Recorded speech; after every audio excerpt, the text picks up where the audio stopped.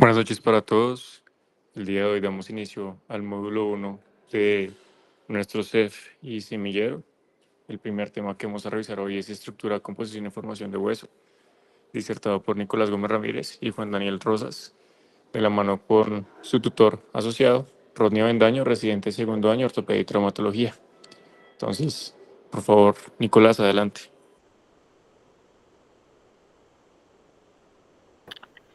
Buenas noches a todos.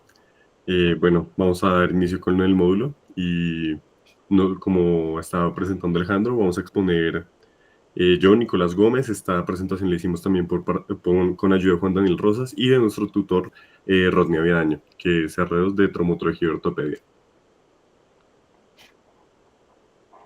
Entonces, bueno, para hablar del tejido óseo es muy importante tener en cuenta que el tejido óseo no solo es un tejido de soporte, sino que es un tejido conectivo dinámico y especializado de alta resistencia, el cual va a tener también muchas funciones, dentro de las cuales van a encontrarse unas funciones mecánicas, que es de las principales, las que más conocemos, en las cuales está el soporte, la protección y la locomoción, unas funciones metabólicas muy ligadas a todo lo que es el tema de la homeostasis de calcio y fósforo, y por último, unas funciones hematopoyéticas. Acá en la imagen que van a poder ver, lo que estamos viendo es un PET scan donde se ve como la actividad metabólica del hueso, sobre todo a nivel de las clavículas, dado que esta es una imagen que se toma de un osteosarcoma, principalmente que se ve en la clavícula. Vamos a tener unos tipos de huesos. Estos tipos van a ser 5. Vamos a tener el hueso largo, los cuales se caracterizan por tener una diáfisis, dos epífisis y una metáfisis. Estos huesos se caracterizan porque tienen la función de palanca, van a encargarse de ejercer fuerza, van a encargarse de generar empuje y jale en nuestro cuerpo para generar la locomoción del día a día. Tenemos huesos cortos, los cuales van a encargarse de la protección y van también a redirigir las fuerzas de ciertas cosas que hagamos. Los principales que vamos a tener en cuenta son los huesos del metacarpo y metatarso, que principalmente pues van a tener esta función de redirigir las fuerzas cuando tienen algún impacto, siendo pues las manos y los pies donde van a recibir mayor impactos o microimpactos. Tenemos los huesos planos, que tienen una función principalmente protectora. También esto es muy importante recalcar que a medida que pasa el tiempo, van a ser los huesos donde más médula ósea roja se va a encontrar y donde se toman principalmente estas muestras para algún tipo de enfermedad. Vamos a tener huesos irregulares, los cuales tienen unas formas complejas y que se adaptan a funciones especiales dependiendo pues del hueso que tengamos en particular. El mejor ejemplo que tenemos para esto son las vértebras, que son huesos especializados en soportar cargas, que soportan toda la carga del eje axial, también que se especializa en tener movimientos de flexión, extensión y pues todos los que tienen esto. Y por último tenemos los huesos sesamoideos, que se encargan de actuar como una polea que modifica el ángulo de tracción muscular, permitiendo tener una mayor fuerza y tener tener un menor desgaste óseo al momento de que hacemos ciertos movimientos. De los más reconocidos vamos a tener la patela, y también vamos a tener dos huesos en el pulgar y en el hallux del pie. Para hablar de la estructura macroscópica, vamos a empezar primero por los huesos largos, que se van a dividir en tres porciones. Va a tener la epífisis, que es la porción distal o proximal, donde predomina el hueso trabecular y se caracteriza por tener un recubrimiento de cartílago alrededor de los bordes más externos de la epífisis. Tenemos la diáfisis, donde vamos a tener que es la porción central del hueso, con un predominio del hueso compacto, y es donde se encuentra mayor cantidad de médula amarilla, y en niños se encuentra una mayor cantidad de médula ósea roja. También es muy importante recalcar que esta diáfisis es muy rica en periósteo, ya que también al ser principalmente de hueso compacto, es importante destacar que a pesar de ser muy resistente, no maneja también ciertas tensiones y es el lugar donde más van a ocurrir fracturas. El hecho de que tenga tanto periósteo va a hacer que tenga una mayor facilidad al repararse. Y tenemos la metáfisis, que es la porción entre diáfisis y epífisis, la cual se caracteriza por llevar el cartílago de crecimiento y ser una región ricamente vascularizada, precisamente por lo mismo, ya que es la región donde se va a poder ver el aumento de masa ósea a medida que crecemos. Siguiendo hablando de la estructura macroscópica, vamos a tener como tres zonas muy generales. Tenemos el hueso compacto, el cual representa el 80% del hueso. Se caracteriza por tener un mayor soporte a las fuerzas de tensión y compresión y posee una baja porosidad. Este es además el primer lugar de anclaje de cualquier dispositivo ortopédico, ya sean los clavos o los fijadores. También tenemos el hueso trabecular, el cual representa el 20%, pero por otra parte representa el 80% de superficie ósea. Este se encarga es altamente poroso y al ser altamente poroso se encarga de distribuir las cargas de tensión, lo que hace que sea más difícil el hecho de que se fracturen los huesos. Y tenemos el periósteo, el cual es una capa fibrosa que va a recubrir a todos los huesos. Esta capa es muy rica en vascularización y es una de las más importantes a la hora de la consolidación y remodelación del hueso. En la estructura microscópica, como estaba hablando, tenemos el periósteo. Bueno, ya más enfocado, esto es una membrana de tejido conectiva rica en colágeno, recubre todos los huesos y se caracteriza por presentar un colágeno tipo 1 que la hace resistente a las tensiones altas. También tiene altas concentraciones de osteocalcina y cialoproteína ósea y osteopontina. Estas son unas moléculas que permiten estimular la acción de los osteoblastos. Los osteoblastos, ya como vamos a hablar, es la célula que se encarga de es la célula que se encarga de producir todo el hueso y de generar como la formación del hueso en sí. Hay unos datos muy importantes a tener en cuenta y es que el periósteo es más grueso y vascularizado en los niños, precisamente dado a todo este tema del crecimiento y pues gracias a todo esto de que es más vascularizado, esto permite que los niños sanen mucho más rápido las fracturas y va a ser más delgado y va a estar mucho más adherido en los adultos. A nivel de las evaluaciones quirúrgicas, esto dificulta un poco los procedimientos quirúrgicos, ya que dificulta la elevación del periósteo. Y también es muy importante tener en cuenta que el periósteo hace una reacción comúnmente que podemos ver en las radiografías, que se conoce como el signo del sol naciente, el cual es un signo de agresividad tumoral en algunos casos de tumores óseos que se puedan presentar. Tenemos el hueso compacto. El hueso compacto va a ser muy importante. Se va a componer de una serie de estructuras, de las cuales las más importantes son las lamelas y los canales de Havertz y Volkmann. Las lamelas son unas láminas paralelas de colágeno tipo 1 que se van a posicionar alrededor del osteocito, formando un sistema que se llama el sistema Havertz o la osteona en general. Por otro lado, tenemos los canales de Havertz y Volkmann. Los canales de Havertz y Volkmann son los canales que van a permitir tener una irrigación al nivel de cada una de las osteonas. Acá tengo una imagen donde podemos visualizarlo mejor. Vamos a tener que los canales de Havertz van a ser paralelos a donde se encuentran las osteonas, mientras que los canales de Volkmann van a ser longitudinales a esta y van a ir penetrando alrededor del hueso hasta llegar al hueso esponjoso. Otra cosa muy importante a tener en cuenta es que, como les había comentado, el periósteo es muy ricamente vascularizado y también envía esta vascularización hacia las lamelas. Esto va a estar muy ligado a las lamelas mediante unas fibras conocidas como las fibras de Charpey. Las fibras de Charpey son unas fibras también de colágeno, pero también de glucanos que se van a unir y me van a permitir una estrecha relación entre estos. Como acá estamos viendo, también vamos a tener las lagunas. Las lagunas son unas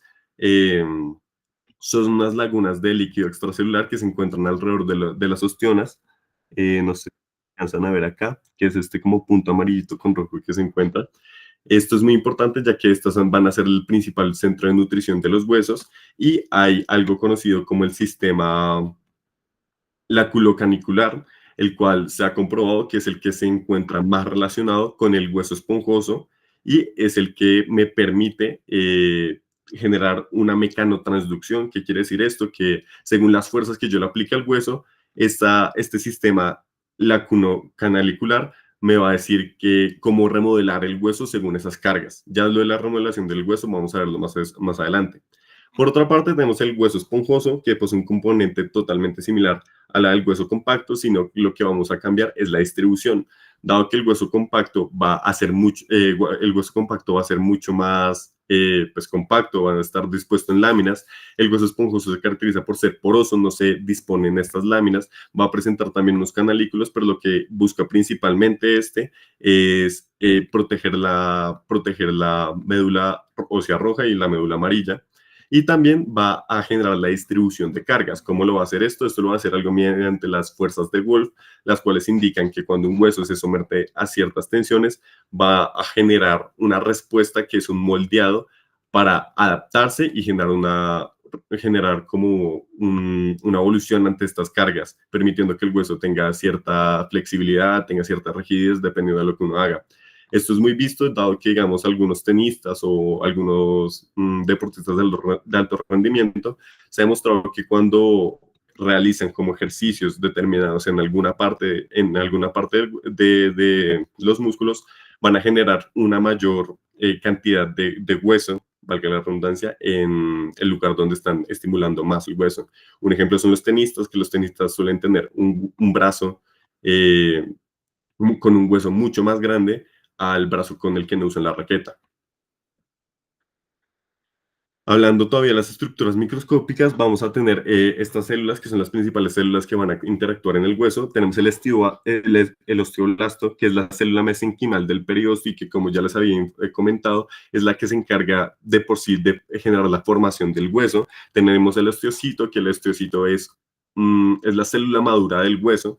De hecho, el osteoblasto pasa a ser un osteocito después de cierto tiempo y tenemos el osteoclasto, que es una célula que se encarga principalmente de la reabsorción y del consumo de las sustancias que ya no están siendo utilizadas en el hueso. Esta célula del osteoclasto es la que tenemos principalmente al momento de que estamos hablando de la homeostasis del hueso y también es la que se encarga principalmente de la remodelación. Y por último tenemos las células madres mesenquimales, que son las progenitoras que nos van a permitir tener un osteoblasto, un osteocito, un osteoclasto. Bueno, ya mirándolo como en un corte histológico, vamos a tener ciertas características. Dentro de estas, el osteoblasto va a ser una célula cuboide o poligonal con un núcleo excéntrico. Esto quiere decir que lastimosamente la foto no se alcanza a ver, pero tiene un núcleo más hacia la periferia.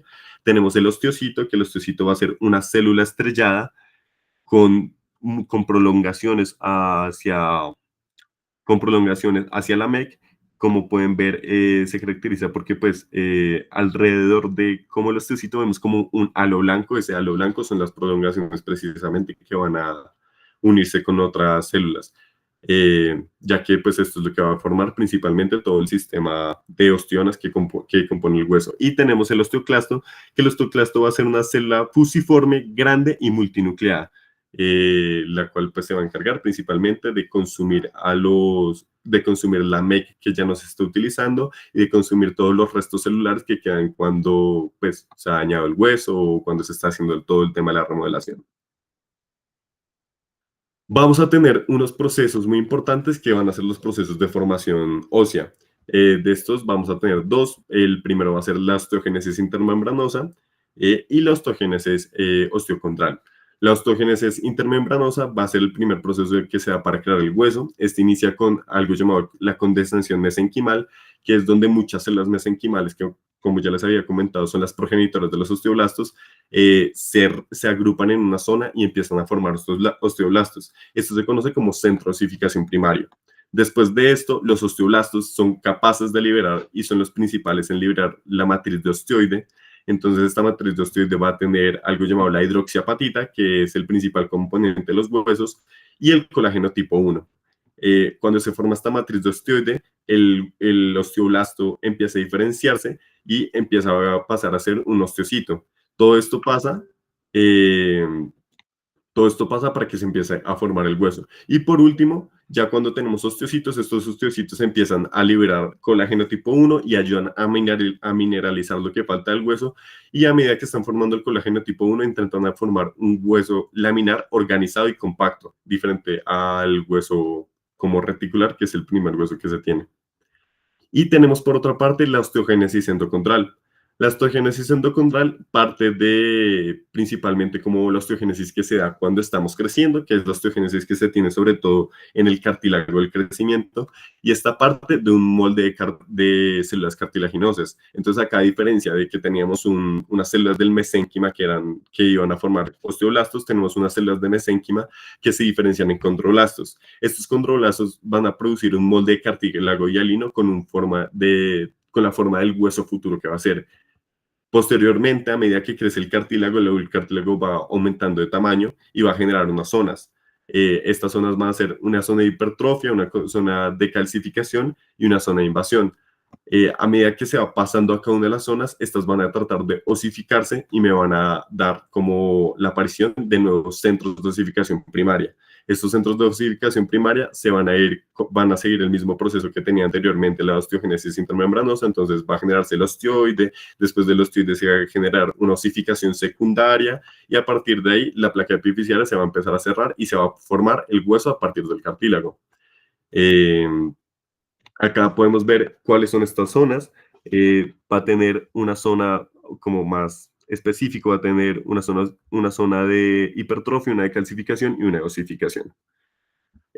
La imagen que tenemos a la derecha nos va a mostrar lo que es cuánto depende el crecimiento de una persona según estas zonas de osificación. Entonces, digamos, podemos ver que a nivel del húmero, un 80% va a depender de la epífisis proximal del húmero. Y bueno, esto sería más o menos por todo el tema de la osteogénesis. Ya hablando de la remodelación ósea, como les comentaba, el hueso resulta que no se encuentra siempre estático, sino que pasa por un proceso fisiológico continuo en el cual el hueso viejo y microdañado o innecesario va siendo reemplazado por tejido nuevo. Esto garantiza, uno, la adaptación del hueso a nuevas fuerzas mecánicas a las que se somete, una mejor resistencia y que pues el hueso dañado no genere porosidad dentro de los huesos y también ayuda a la homeostasis mineral del organismo. Esto también va a ayudar a reparar fracturas y microfracturas, va a generar una adaptación del hueso, como les había comentado, y todo se da mediante una interacción con osteoclastos y osteoblastos. Acá les traigo un video que demuestra cómo una persona que ha entrenado durante mucho tiempo empieza a generar una remodelación ósea dentro de su cuerpo.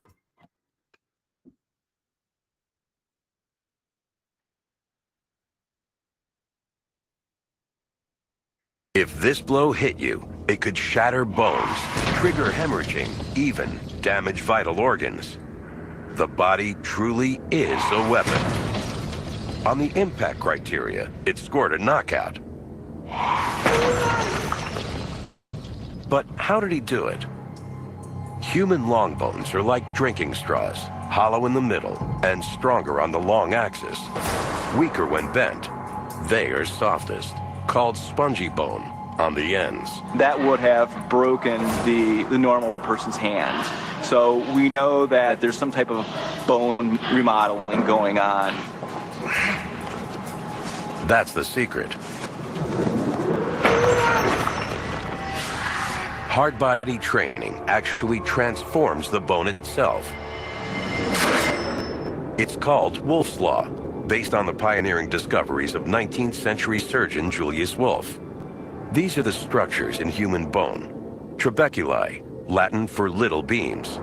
When bones are traumatized over and over, they lay down more calcium structures, more little beams. The bones become denser, harder, more durable. Ancient martial artists knew the secret of Wolff's Law long before modern science. For centuries, they've trained by breaking boards, striking sand, iron, stone.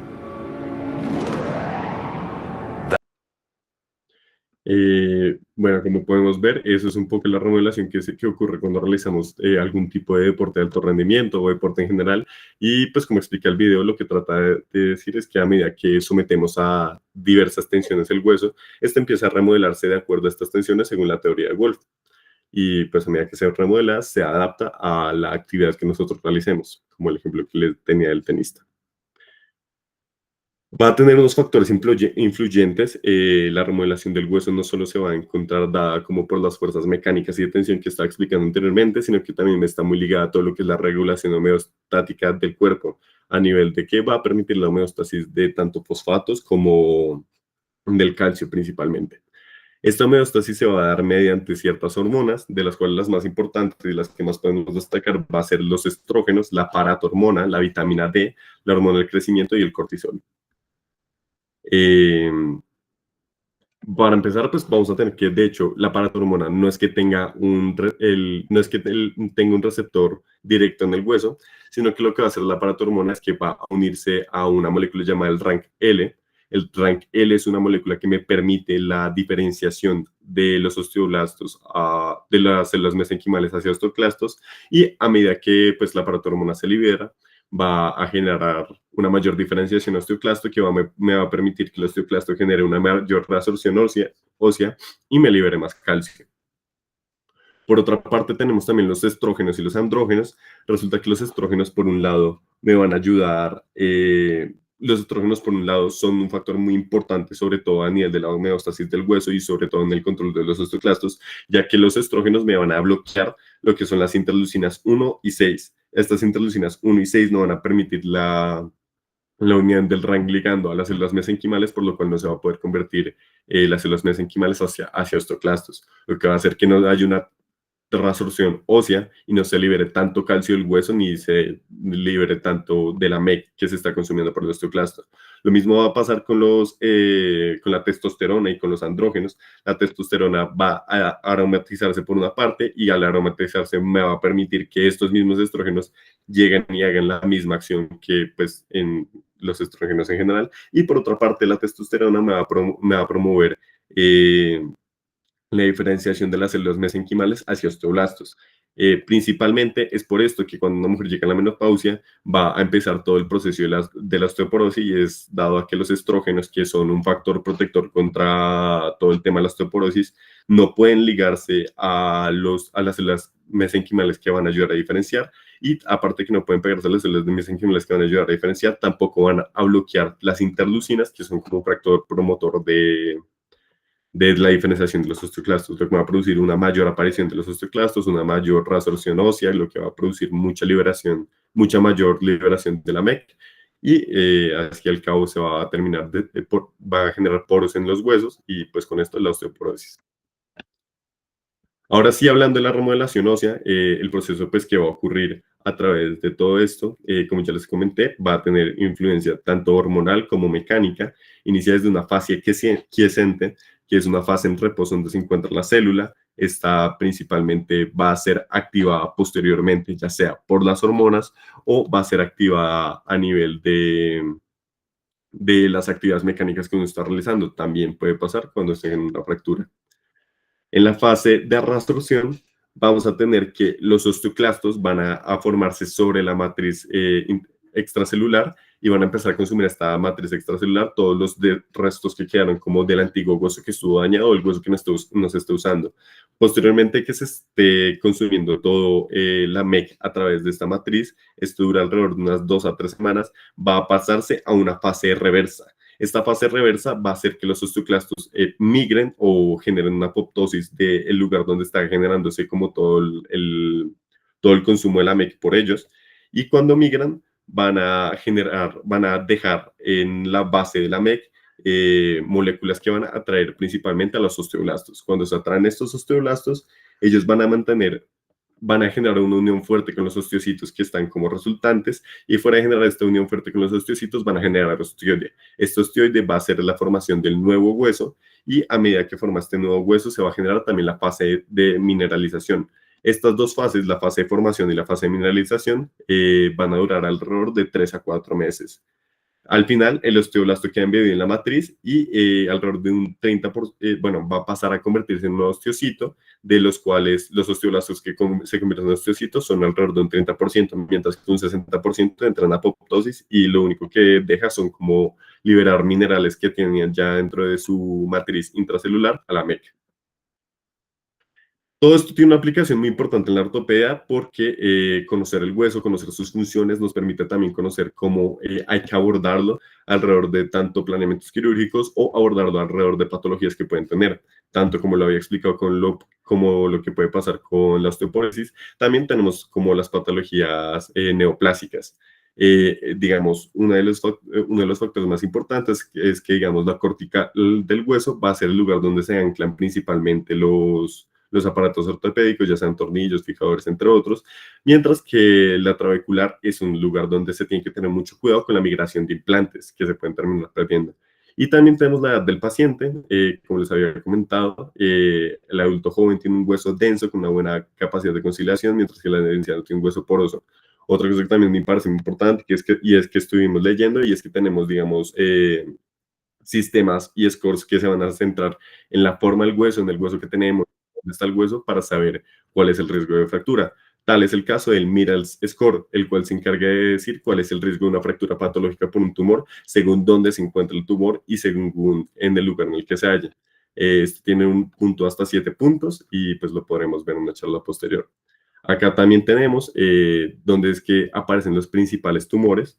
Eh, los cuales pues van a encontrarse muy relacionados con todo lo que hablamos anteriormente de dónde se encuentran las principales células, dónde está el cartílago, dónde está la epífisis, tanto así que digamos el osteocondroma es un tumor principalmente de hueso y cartílago, va a tener una localización en la metáfisis de los huesos largos y va a ser común en jóvenes. ¿Por qué va a ser común en jóvenes? Porque precisamente ahí es donde se encuentra el centro de osificación que va a ir cambiando a medida que se da la formación, la osteogénesis osteocondral.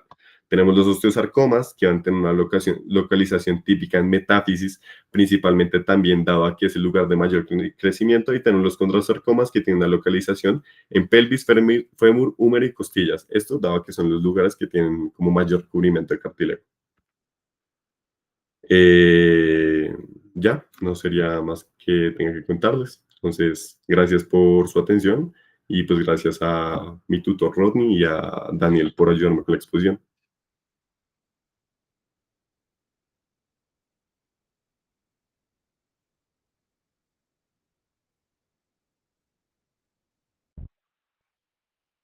Bueno, eso estuvo muy bien.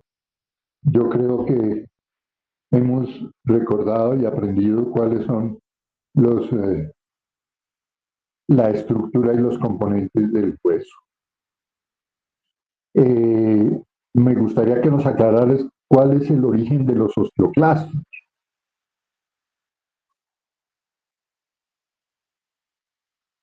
No de los osteoblastos, sino de los osteoclastos. Claro que sí, Doc. Los osteoclastos parten como el macrófago del hueso y su principal función, pues como había comentado, va a ser el consumo de toda la MEC que queda resultante o de los restos de la MEC. También, pues, una de sus principales funciones va a ser la homeostasis, ya que ellos son los que van a liberar calcio a nivel de la sangre.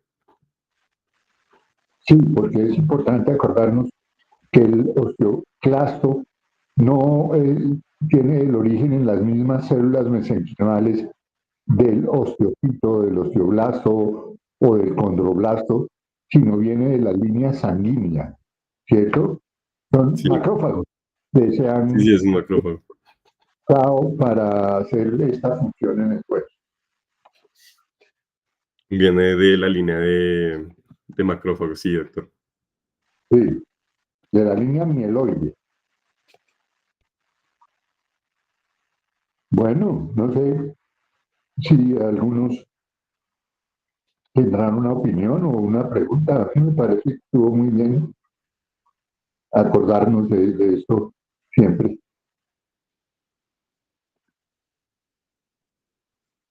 El hueso crece por los cartílagos de crecimiento a la longitud y el grosor a función del periósteo, que la parte interna del periósteo tiene osteoblastos y genera estas lámelas que están alrededor. Muy bien. Si no se les ocurre ninguna pregunta o comentario, pues eso estuvo muy bien.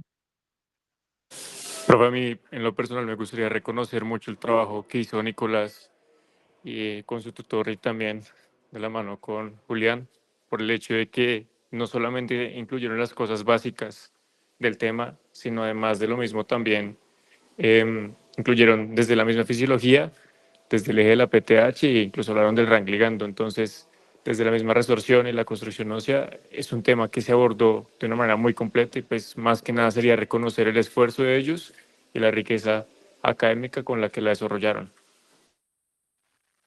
Sí, eso estoy totalmente de acuerdo. Doctor, yo me uno a las palabras que estaba compartiendo Alejandro.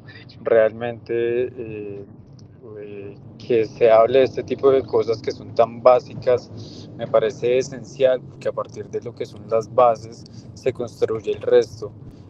Dejar este tipo de cosas claras a partir de lo que son las intervenciones del CEF me parece muy...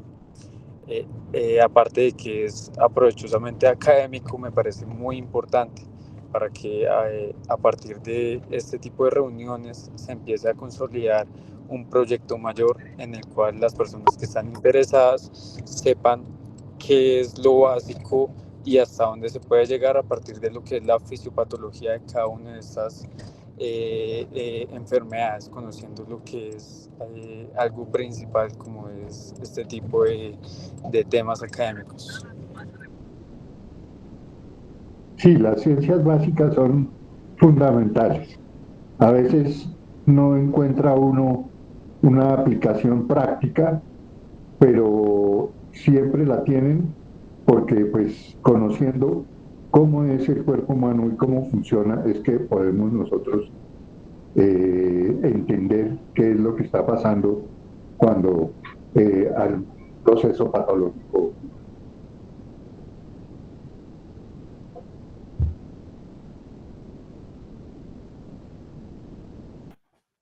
Gracias a todos, la verdad, no, pues también fue muy chévere por revisar la charla con Rodney y pues con Juan Daniel. Entonces, no, solo agradecerles por estar acá. Bueno, nos vemos en 8 días.